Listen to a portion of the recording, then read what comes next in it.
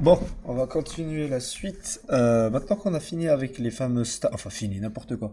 Maintenant qu'on a commencé les fameuses stats ici, déjà je vais reset ça, je vais supprimer Marcus Smart. On va commencer par créer un script de la game, enfin de la team, pardon. Donc on va commencer à rentrer un peu plus dans le vif du sujet. Donc on va créer un empty qu'on va appeler team. Et à l'intérieur, on va faire un script. Je vais le créer ici. Donc script, on va l'appeler team NBA team. Voilà. Hop, ici je vais mettre NBA. Voilà. Je vais lui drag and drop ici. Et l'NBA team, ça va contenir quoi? Donc ça, c'est ma team. Donc ma team, elle contient 5 joueurs. Contrairement à TFT, où il y a genre un nombre de joueurs dans ta team qui dépend de ton niveau, là, ça va toujours être 5. Donc on peut commencer par créer donc les cinq différents postes. Donc public, ça va prendre un player, NBA player, quoi. NBA player, ça n'existe pas encore. Comme vous pouvez voir, il y a NBA player data et tout.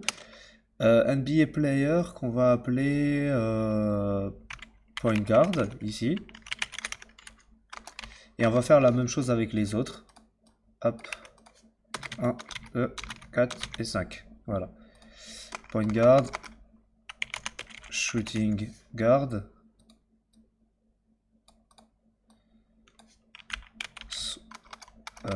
Small forward. Hop. C'est en minuscule. Power. Ah putain. Power forward. Et pour finir, center. Voilà. Évidemment, le NBA player n'existe pas encore. Donc, ce qu'on va faire, c'est qu'on va créer l'NBA player. C'est un script aussi.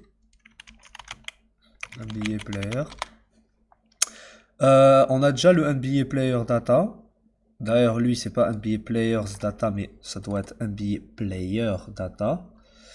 Donc, on va le renommer ici. On va enlever le S avec F2, bien comme il faut. Comme ça le renomme partout. Voilà. Maintenant, il y a NBA player. Donc, il y a la data du player qui est storée et il y a le NBA player ici. Le NBA player, donc, il prend tout simplement en public un NBA player data, qu'on va appeler player data. Et voilà, pour le moment, c'est tout. Donc, maintenant que c'est fait, ici, automatiquement, ils me mettent plus de problème. Forward, comme ça. Voilà. Donc, si je sauvegarde et que je vais dans la NBA Team, là, il me demande de lui rentrer 5 players. Évidemment, je n'ai pas encore créé le script player, mais je vais vous expliquer pourquoi je fais ça. Pourquoi par exemple, ici, au lieu de faire des NBA players, pourquoi je ne mets pas des types NBA player data? Parce qu'on les a déjà. En fait, la raison pour laquelle c'est le cas, c'est la particularité des scriptable objects et de la data. En fait, les scriptable objects, il ne faut jamais les utiliser et les changer. En fait, il faut jamais les changer, pardon. Il faut qu'ils soient exclusivement utilisés pour de la data. Donc, en fait, leurs informations doivent être stockées dans un script, puis qu'on puisse utiliser ces données-là pour pouvoir les changer. Parce que le problème, c'est que si on change, si par exemple, allez, supposons qu'il y a Michael Jordan qui joue dans une équipe, et il y a je ne sais pas moi, il y a un trait, il y a un style, si vous vous rappelez ici, c'est les styles, qui lui donne clutch, qui lui donne, allez, dans les moments clutch, à la fin des games, il a plus 10% de chance de me mettre ses shoots. Bah, je vais lui donner plus 10% de chance de mettre ses shoots. Le problème, c'est que si je change la data, eh ben, ça va donner plus 10% de chance à tous les Jordan partout, même les adversaires, et surtout, je pourrais difficilement revenir en arrière. En fait, le modifier, ça va modifier les fichiers du jeu, la data du jeu. Alors que si je passe par un autre script qui s'appelle NBA Player, et que ici je stocke la data, donc ici je vais faire un public void reset stats, et à l'intérieur, ce que je vais faire, c'est simple, c'est je vais utiliser absolument tous les trucs de la player data ici, que je vais copier. Cost, rarity, tout ça. Je n'ai pas besoin de cost, rarity. Je pense que je n'en ai pas besoin, je vais quand même les garder. Ici, je vais tout simplement, restant appuyé sur Alt, sélectionner tout ça pour les mettre en privé, parce qu'on n'a pas besoin qu'ils soient en public, je pense.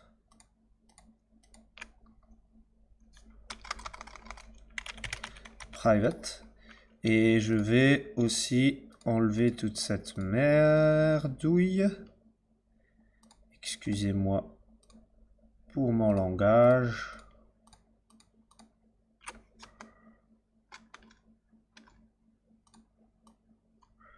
Hop, hop, hop, hop, hop.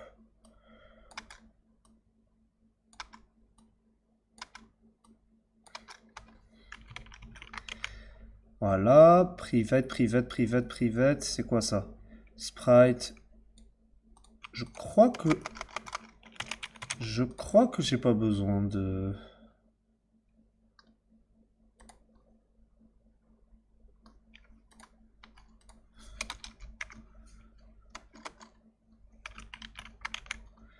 Attendez, lui... Ah, je suis bête, je suis bête, je suis bête. Faut que je les crée à l'extérieur de la fonction. Hop, donc voilà. Ils sont tous private. Ici, je referme le bracket. Et reset stat, en fait, ça va consister à quoi? Bah, reset stat, ça va tout simplement consister à tout ça. Tout ça, je sauvegarde. Hop. Je les mets ici. Je vais enlever tout ça. Et je vais tout simplement leur attribuer la data. Et cette fonction, elle va être appelée à chaque fois qu'une partie va commencer, à chaque fois qu'une game va commencer. Je vais m'arrêter là pour le moment, je vais faire ça. Voilà. Et là, voilà.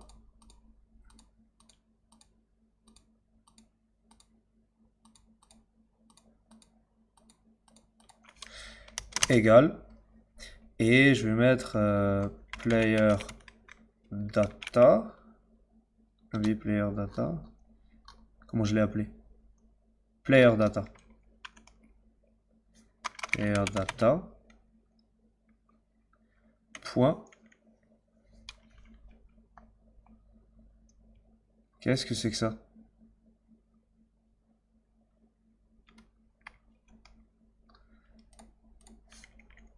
Pourquoi il n'existe pas, lui? Excusez-moi. Player data. Public player data. Player data. Height égale. Hein.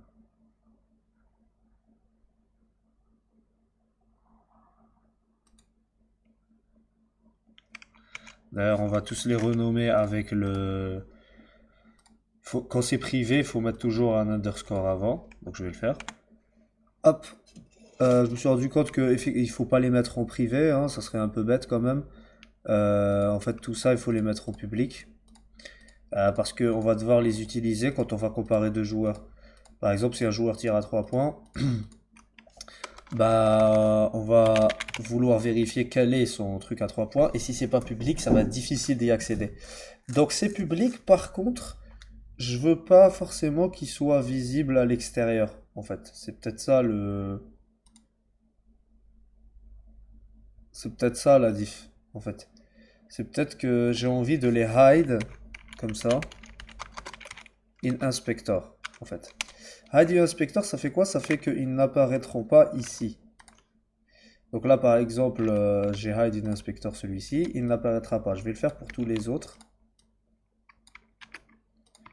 Hop, hop, hop, hop, hop, hop, hop, hop, hop, hop, hop.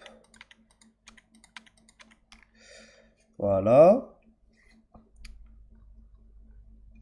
Qu'est-ce que c'est que ça? Regardez. Voilà, c'est pour ça que ça buguait, j'avais pas vu. Est-ce qu'on a besoin de ça? C'est une bonne question. Je crois qu'on va... ouais. Donc là, je vais prendre public comme ça. Et je vais le hop, hide in inspector, hide in inspector, hide in inspector. Et hide in inspector ici. Le sprite aussi. Donc il y a absolument toutes les informations qu'on est en train de transposer. Donc là, height égale player data.height. Voilà, tout simplement. Et donc pareil pour le reste. Donc je vais le faire là rapidement. Et voilà. Bon, je viens de finir de réécrire absolument tout. La seule chose que j'ai fait, c'est que vous avez vu ce qu'on avait fait juste avant ici. Tout ce qui concerne la data. On a créé un script ici, NBA Player, qui va tout simplement contenir les mêmes variables, mais qui sont hide in inspector, donc qui ne sont pas disponibles au public, et qui va, lorsqu'on appelle reset stat, va reset toutes les stats. C'est-à-dire qu'il va réutiliser toutes les stats de base, et il va les octroyer. Et maintenant, ces nouvelles stats-là, on peut les modifier. Pourquoi? Parce qu'il nous suffira d'appeler la fonction resetStat et ça permettra de reset les stats. Je vais faire un exemple concret pour que les gens comprennent. Supposons qu'on est, voilà, il y a un terrain de basketball et un joueur ici. Michael Jordan reçoit la balle. Et vu que c'est la dernière possession, et ben Michael Jordan a plus 10% au shoot, comme j'ai dit tout à l'heure. Donc son shoot, son mid-range shoot augmente de 10%. De base, il est à 90 par exemple, il devient à 99. Il met le shoot, la game est terminée, ouais, c'est gagné. Bah, si on change directement la data, bah, son shoot va rester à 99. Et ça, c'est un problème. Donc, ce qu'on fait, c'est qu'à la fin de chacune, à chaque fois que les parties se terminent, on va faire un reset stat. Et le reset stat va nous permettre de récupérer les stats de base. Donc, on les sauvegarde au début, et ensuite, on les récupère quand on en a besoin. Donc, c'est extrêmement important. Maintenant, ce script-là, on peut le modifier. Il ne faut jamais modifier le scriptable object, la data. Donc maintenant que c'est fait, NBA Team reçoit donc plusieurs NBA players. 5 pour être exact. Et maintenant, ce qu'on va faire... Et maintenant, on va faire quoi? On va donner une référence à la team adverse, je pense aussi. Donc public NBA Team, tout simplement. Donc un autre NBA Team. Opposing Team.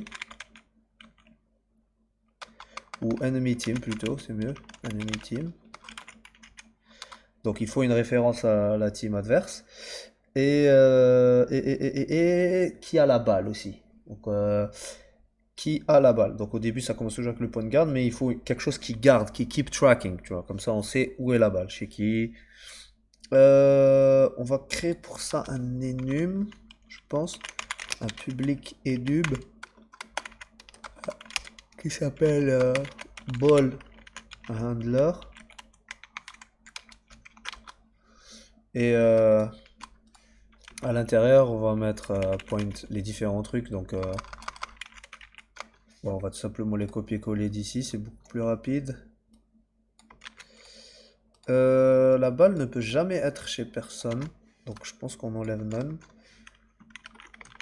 Donc, point guard, shooting guard, small forward, power forward et center.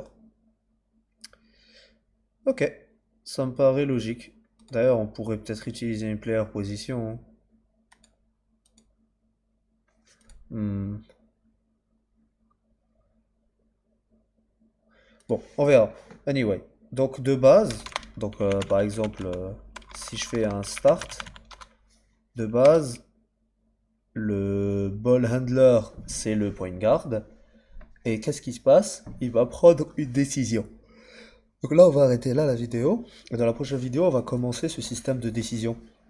On va essayer de voir comment ça peut fonctionner, essayer de faire une liste en fait des décisions que prend le player par rapport à son QI basket. Enfin, donc on va commencer à rentrer dans le vif du sujet quoi de calcul. Ah, il va falloir se tenir, hein. Allez, à toutes.